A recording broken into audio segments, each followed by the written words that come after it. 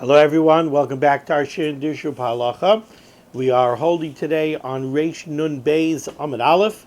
We are continuing Siman Shin Pei Beis, and we're holding in the middle of Sif Yud Daled. We're at the very top of Reish Nun Beis Amud Aleph at the words of the Ramah at the Hagah. So just to recapture what we were speaking about yesterday, in the beginning of Sif Yud Daled, the Mechaber had said, what if you are maskir rishus, you rent the rights of a non-Jew in the house in the chutzner from his employee, and you make the rental agreement for a fixed amount of time. So you go over to the non-Jew's employee and you tell him that you want to rent the rishus of the nachri for 6 months. So now you entered into a 6-month rental agreement together with the non-Jew's employee. Now, at a later date, the non-Jew fires this employee. Does that affect the rental agreement? So what the Mechaber had said was, if you entered into the rental agreement for a fixed amount of time, then the rental agreement rolls, it is effective for the amount of time that you agreed upon, because, as the Mishnah Berurah explained, when the employee entered into that agreement, he was an authorized agent. We see him as being an authorized agent of his employer. So that agreement is binding even if the employee is fired, even if he's dismissed. However, if you entered into an open-ended agreement with the employee, so there was no specified amount of time, you just did it open-ended. We're going into a rental agreement. We're renting the non-Jew's rishus through you. Then, when the employee is dismissed, the schirus ends. And the Mishnah Berurah explained that the reason for that is very simple. When a non-Jew enters into an open-ended rental agreement, we said earlier that the halacha is the non-Jew has the right to terminate that agreement immediately after the first Shabbos covered by the agreement. Because at that point already, the non-Jew has the right to say, you told me you needed something for Shabbos, I did it for a Shabbos. I never agreed to do it for longer than that. So the open-ended agreement actually hurts you, because we say, okay, it was for one Shabbos and now he could terminate it. Since the non-Jew himself can terminate that agreement after the first Shabbos, his employee is no better than him. So if you entered into an open-ended agreement through his employee, and then 3 weeks later he fires the employee, the agreement is terminated. Because the owner himself, the non-Jew himself, could terminate it at any time that he wants after the first Shabbos that was covered. So that's the halacha over here when you enter into a rental agreement through an employee of the non-Jew. Now let's go into the Ramah. Says the Ramah, Hagah, v'hu hadin im sachrai migizbar hamelech. Let's say you wanted to go ahead and make an eruv in a neighborhood, and the neighborhood covers a lot of Jewish families and a lot of non-Jewish families. And you're not going to go be maskir rishus from every individual non-Jewish family that's in the area that you have the eruv. Instead, what you want to do is you want to go over to the municipality, you want to go to the mayor, to the governor, whatever it is, you want to go to a representative of the malucha, of the government, and you want to make a rental agreement through him. So the Ramah says here, the same halacha that we saw in the beginning of Sif Yud Daled would apply if you enter into a rental agreement with a government official, v'nistalek legamrei min hamelech, and then that officer of the king is dismissed. So basically, the first thing that we have to see here from this Ramah is that Ramah is introducing the concept of entering into a rental agreement, of being maskir rishus from a non-Jew. Now the truth is, we do this all the time.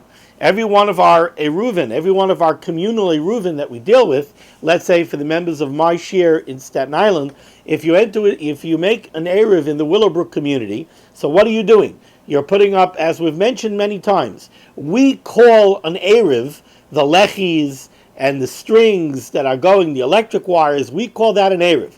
That's not really an eruv. All of those strings and wires and poles and lechis, what we're doing is we're creating multiple tzuras ha-pesachs. We're making doorways, door frames, and we're surrounding an area so that we should have an area that's surrounded by mechitzos, so that we should be allowed to carry. What we're doing is we're creating a massive chutzner. That's what we're doing. But included in that chutzner are Jews and non-Jews. So what do? For the Jews, we make it a Ruvei Chatzeros. And that's why these lechis and strings and telephone poles and telephone wires, that's why it's called an Erev. It's called an Erev because it's only effective if we make an Eruvei Chatzeros. We have to make an Erev. The strings, the wires, the poles, all they do is make a Chatzer. Now we have a Chatzer, now we have to make it a Eruvei Chatzeros. So it's very good. So the Rav gets up, and the Rav makes it a Eruvei Chatzeros for the whole town. He's Mezaka everybody, but that covers the Yidden. What do you do for the non-Jews? You have non-Jews living in that Chatzer. So we have to be Maskir Rishus. We have to rent their rights in this Chatzer that we've created. How do we do that? Generally speaking, we do that by going to some government official. We go to a government official. I know by us, by the yeshiva community, it was during the days that Rudy Giuliani was the mayor, we approached the mayor's office. We spoke to somebody in the mayor's office. We gave them a basic explanation of the situation, and we were maskir rishus from the government. The government has a certain, and we're going to have to get into this to a greater degree later, but the government in the United States of America, the government has certain rights over every property in the country, in the city, even private properties. I mean, ultimately, we know that there's such a thing as eminent domain. If the government feels the need, if the government wants to make a road, or the government has some other pressing need that they need a piece of property, they have the right to get that property. Also, they have the right to enter your property. What do you mean they have the right to enter your property? Very simple. If they undergo the proper court proceedings, if they need to, they can exercise a warrant and they can go into your property. Now we'll have to see later what kind of rights does the government official, what kind of rights does the government have to have in the private properties in order for us to use the government to be maskir rishus. But for now, suffice it to say that we do this. We use the government to be maskir rishus. So you have Tony and Vinny and John and Jack and Edward and Harvey, all the non-Jews that live in the neighborhood. We incorporate them in the Chatzer by going to the government and being maskir rishus from the government. Says the Ramah here, if you use a government official to be maskir rishus, so let's say you had, even in those days, let's say you had a king, and the king had a governor. The king appointed a governor over a certain area. So now you went to that governor, and you are maskir rishus from the governor. What happens if the governor is dismissed? If that governor is dismissed by the king, is your rental agreement still in play? So says the Ramah here, Hu hadin im sachra migizbra melech v'nistalik legamrei min hamelech.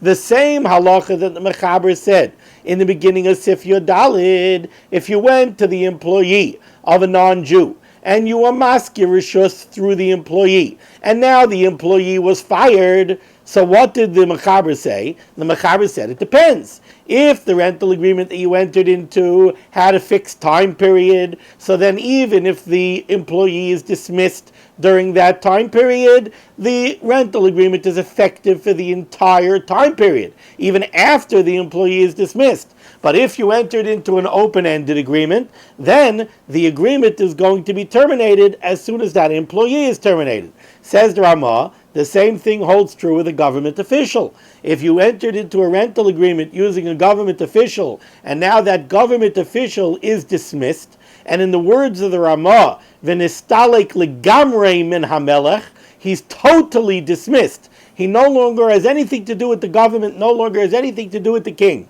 He's been totally removed from his post. And we'll have to see what that means, that he was totally removed. However, just for the point for now, says the Ramah, if the government official was totally removed, so then the same halacha applies. If the rental agreement that you entered into with the governor was for a fixed time period, so then that rental agreement remains in effect for the entire time period, even after the governor is dismissed. If, on the other hand, the rental agreement that you entered into was an open-ended one, then as soon as the governor is dismissed, that's the end of the agreement, and you're going to need a new agreement.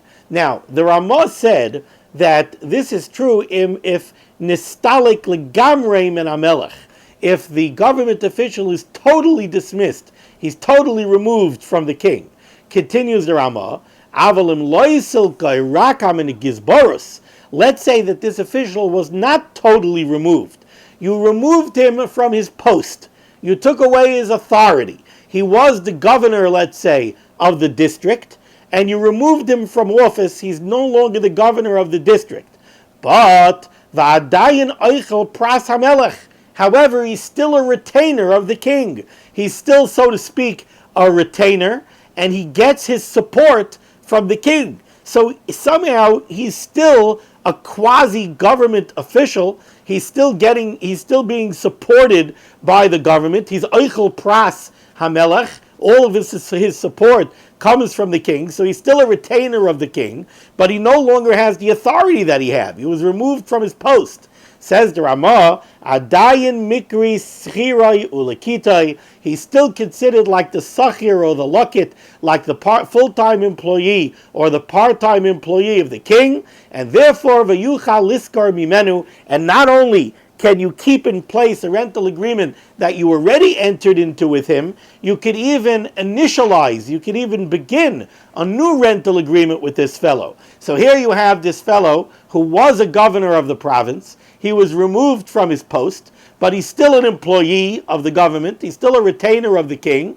Even though he has no more authority, says the Ramah, you could still use him to enter into a rental agreement, and certainly any rental agreement he had already entered into will keep on rolling. V'lachein, gam schiras harisha adayin kayim.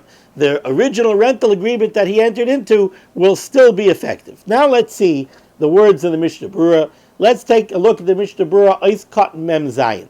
Mi Gizbar HaMelech. You entered into an agreement with a Gizbar. A Gizbar is like a Gabai, an administrator of the king. Says the Mishnah Berurah, you should know that you can make a rental agreement with an administrator of the king. Va'afilu noital aschar la'atzmai. This is true even if the government official keeps the proceeds of the agreement. So you went to this government official and you said, look, we're coming to you in your status, in your position as an administrator of the king, and we need you on behalf of the government to rent us the rishus of all of these non-Jew residents of the Chotzer. And the non-Jewish administrator agrees to it, but he pockets the cash. You give him $100 for a 6-month agreement. He doesn't give it to the king. He doesn't put it in the king's treasury. He pockets it. Says the Mishnah Berurah, that's still effective.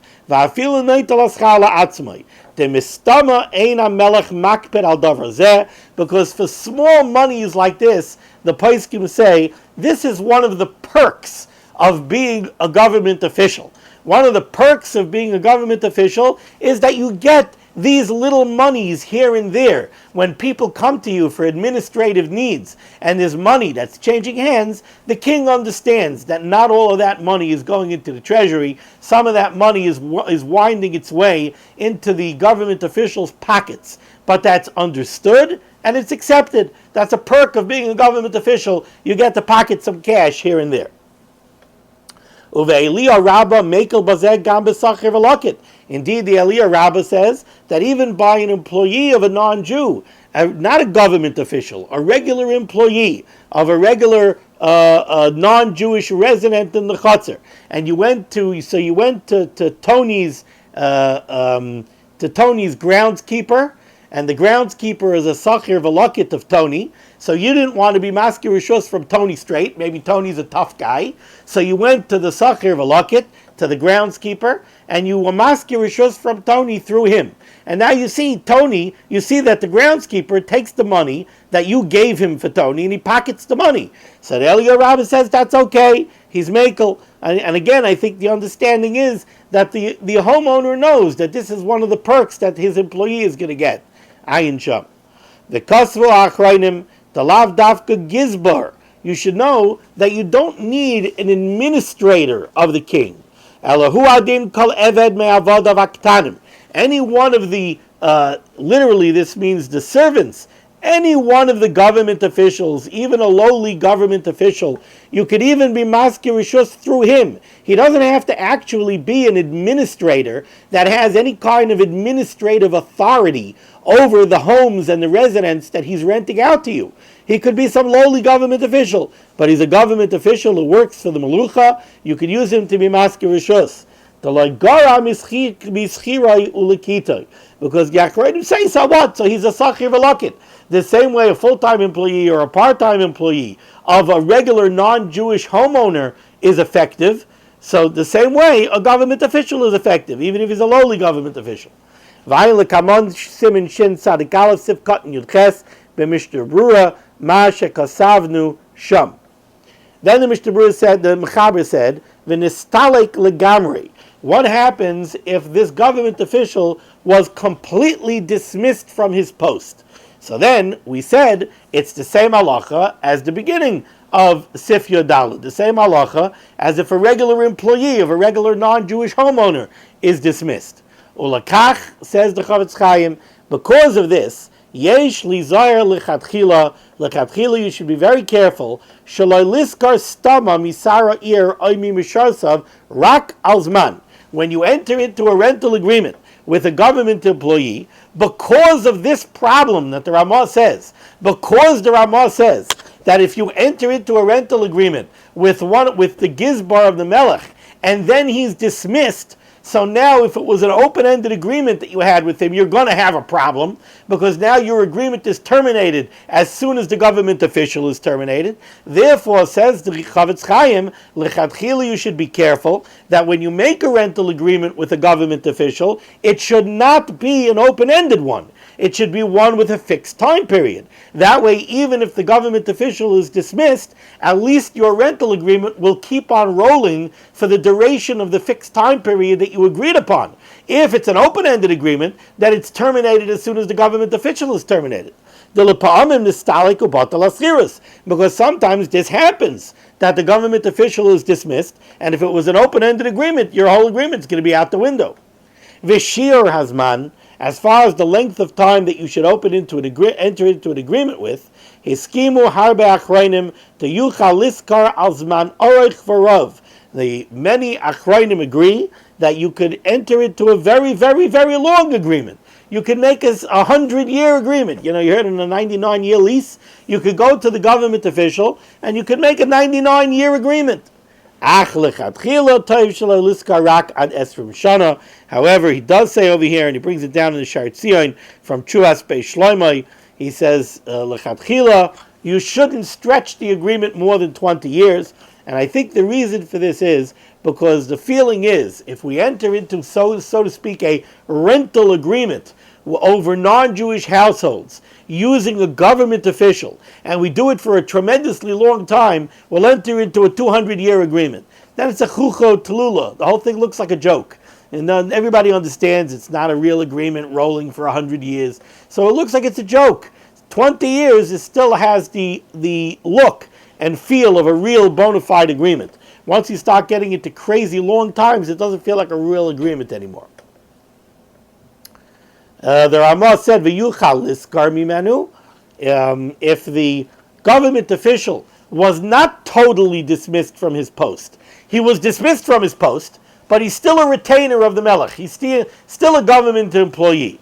Then the Ramah said the rental agreement is still effective, and indeed you can even enter into a new rental agreement with such a government employee. V'yuchal liskar mimenu. You could actually enter into a rental agreement. So again, like we said, you had this fellow who was a governor of the province. Now he was removed from his post, but he still receives a paycheck from the employee. So he's still a government employee.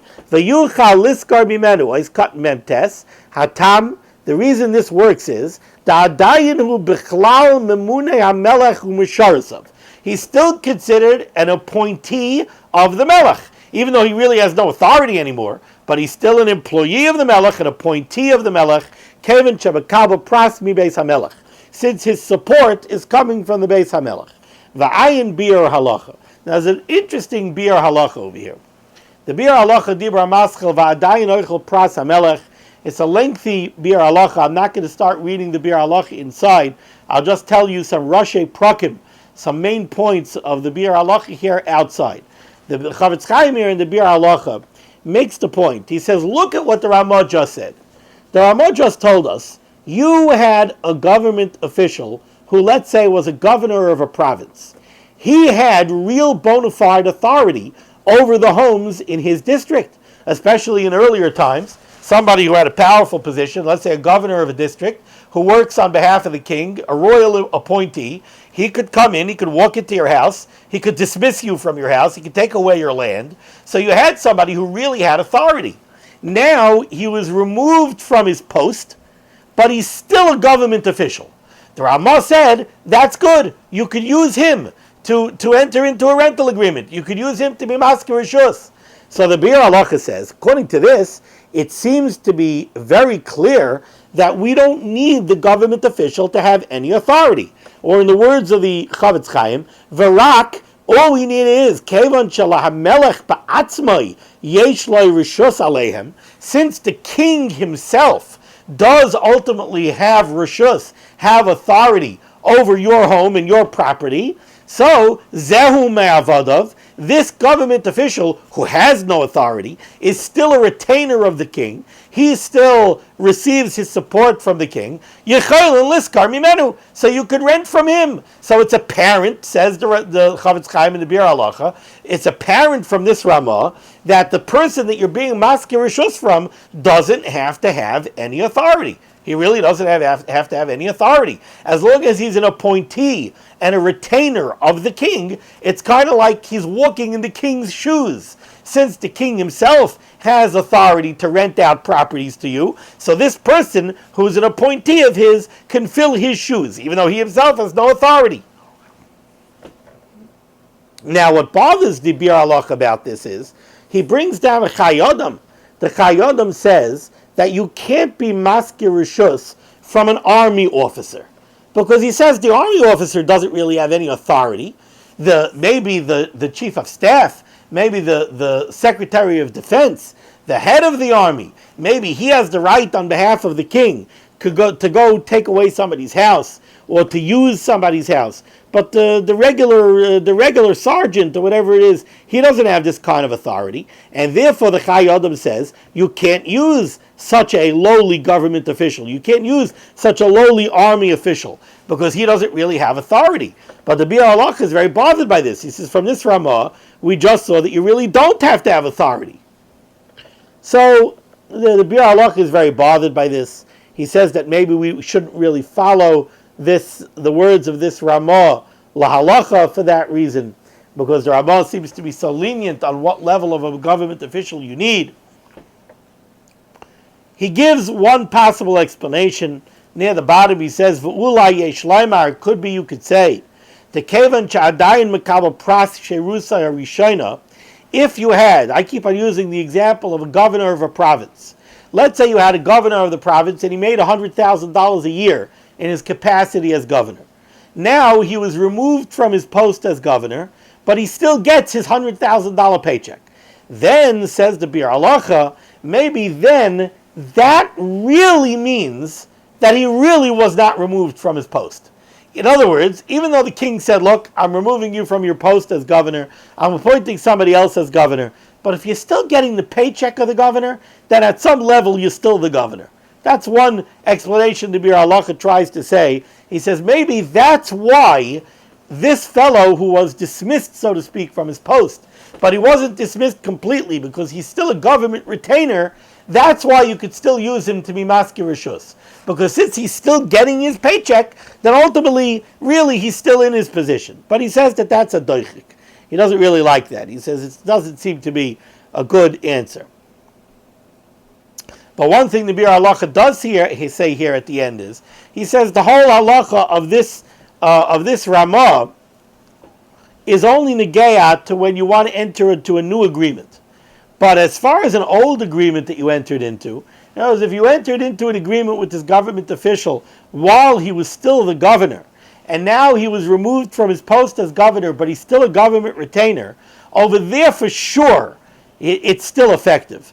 Because and it'll even be effective, says the Biur Halacha over here, even if the rental agreement that you entered into him was an open-ended agreement. We're not going to differentiate between an open-ended agreement and an agreement that covered a fixed period of time by a royal appointee who was removed from his post but is still a royal retainer. He's still getting a paycheck. If he's still getting a paycheck, then even if you had an open-ended agreement, the open-ended agreement is still going to continue being effective even after this government official was dismissed from his post. Okay. Says the Machaber in Sif Tezvav. Im Yisrael ve'eino Yehudi darim b'bayis echad. Let's say you had a Jewish fellow and a non-Jewish fellow living together in the same house. Now the case that the Machaber is dealing with over here is as follows. Again, you had a chutzner. In the chutzner, there are 19 Jewish households. So right away, this chutzner needs a ruvei chatzeros, because you have 19 Jewish homeowners living in this chutzner. So you want to be able to be metaltal in the chutzner, you needed a ruvei chatzeros. Now you have house number 20. If house number 20 was a non-Jew, so we already covered. We said you have 19 Jewish households, you have one non-Jewish household. Since you have more than 2 Yidden living in this chutzner, the non-Jewish household becomes a problem. So you have to be maskir rishus from the goy. You have to go rent his rights in the chutzner from him.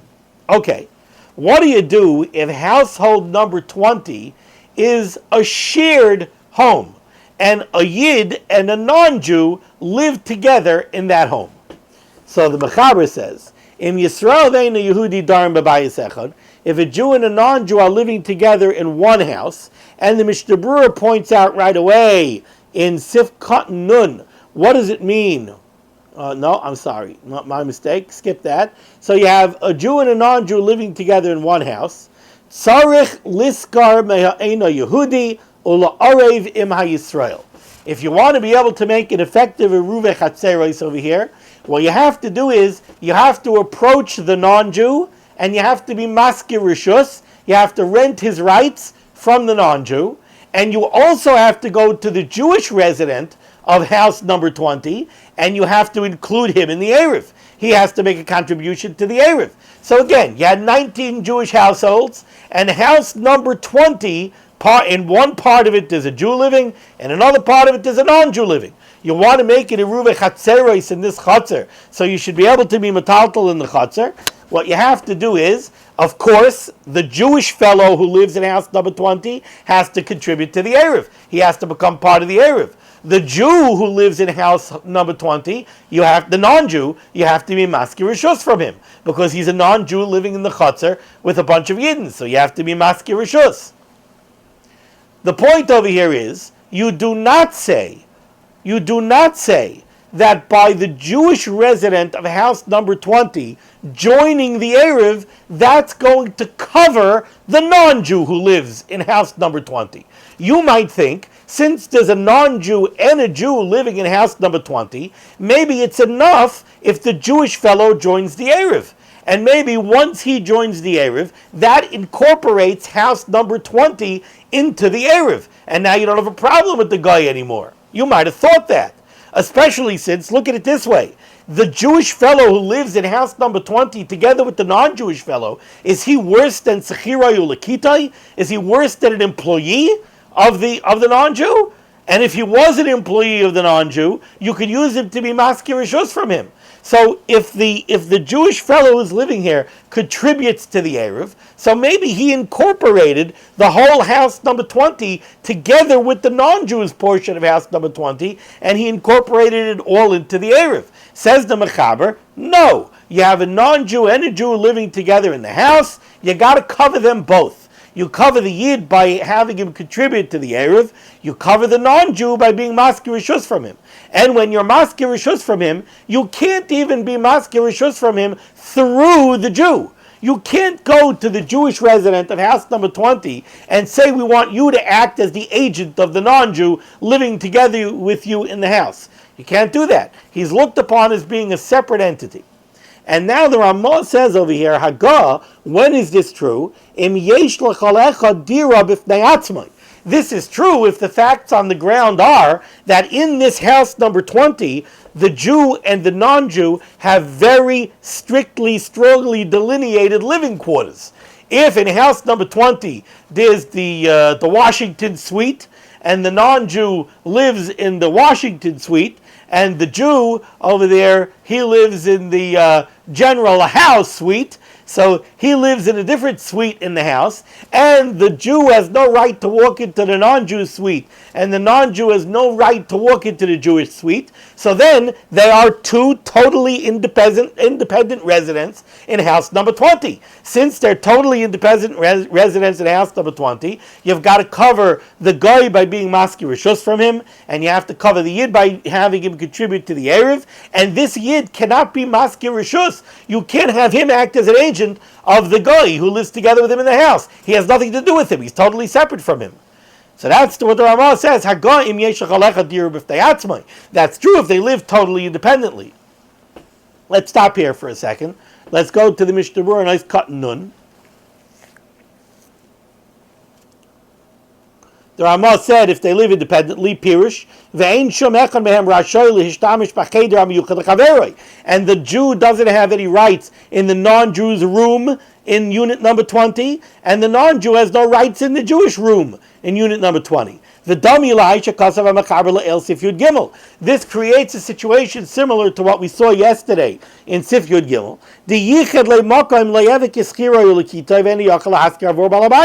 We said a case yesterday in Sif Yud Gimel that if a Jewish fellow became friendly with the non-Jew, and the non-Jew gave the Jewish fellow the right to store something in his house, but he didn't tell him, sure, go ahead, put it anywhere you want in the house. What he did was, he told him, you have something you want to put in my house, you could put it in the garage on this and this countertop. He was miyachad loy mokaim. So he said that if he's miyachad loy mokaim, then it means that the non-Jew is removing himself from that space. He's giving that space over totally to the Jewish fellow. So then the Jew and the non-Jew are not mu'uriv. They're not mixed together so that the Jew should be entitled to act as the non-Jew's agent. He has nothing to do with the non-Jew. He's been totally removed from the non-Jew. That's the same thing that we're saying over here. If the Jew and the non-Jew live together in house number 20, but they're totally removed from each other, then they have nothing to do with each other. And then you've got to cover the non-Jew separately by being maskir rishus directly from him, not through the Jew that lives with him, and you have to cover the Jew by having him contribute to the erev.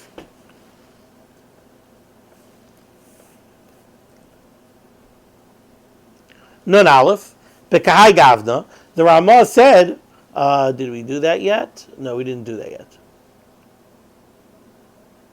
Says the Ramah, let's continue the Ramah, in the middle of the words of the Ramah here, in Sif Tezvav, V'hu adin shnei einam Yehudim, hadarim b'kahai gavna b'bayis echad. The same ruling would apply, let's say you had two non-Jews. So you had the 19 Jewish residents in the Chutzner, and house number 20 has two non-Jews living in it. And those two non-Jews in house number 20 are totally separate one from the other. One of them has one room that's miyuchet to him, and the other one has another room that's miyuchet to him. And they don't have rights to the other one's rooms. Tzarich liskar mishneim. So then the halacha is that you have two non-Jews that you have to contend with in this chutzner. You have to be maskir rishus from each one of them. Just because they live together in one house does not mean that you could be maskir rishus from one of them and consider him an agent of the other one. Since they have two very distinct apartments in house number 20, John has apartment number 1 and Harvey has apartment number 2, and they are totally distinct one from the other. They have no rights one on the other. So now the 19 Jews in the Chatzar will make it a Ruva Chatzeres, and then they have to be Maskir Rishus, both from John and from Harvey. They can't do one, they have to do both. Says the Mishnah Berurah is cutting on Aleph, Bekahai Gavna, if you have two non-Jews living together in one house in this type of setup, that they're distinct one from the other, so that each one lives in a room that's totally his. However, if the two non-Jews living in house number 20, they shared the entire home as partners, Or even if they each had their separate apartments in the house, but maybe they shared a kitchen, if there's one room in the house that they shared, then you only have to be masker rishus from one of the non-Jews, and we see him as an agent of the other one. However, the Chavetz Chaim says there are many poskim that argue on this Ramah. And according to them, even if they have a shutfus, a partnership in the entire house, the Jew would not be considered the employee of the guy. The case that he's addressing over here is, let's say you had a Yid and a non-Jew living together in house number 20, and it's a real partnership. The Yid uses the whole house, and the non-Jew uses the whole house. Still, these poskim say that you cannot go over to the Jew and be masker rishus from the Yid and consider him to be an agent of the non-Jew. And the Yid does not even have the status of being like an employee, like being a sachir or a lakit of the non-Jew that he lives with. You have to go straight to the non-Jew and be masker rishus from him. And so too these poskim say, if you have two non-Jews living together in the house, you're going to have to be masker rishus from each one. The reason for this is the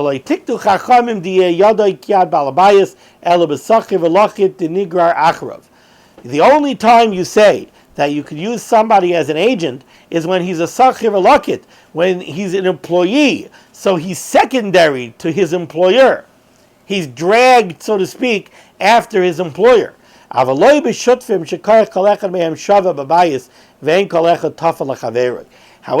if they're living there in a shutfis, in a partnership, then you're not going to look at it and say that you could use one of them to be masker rishus from the other one, because they're equal. Nobody is subjugated to the other one.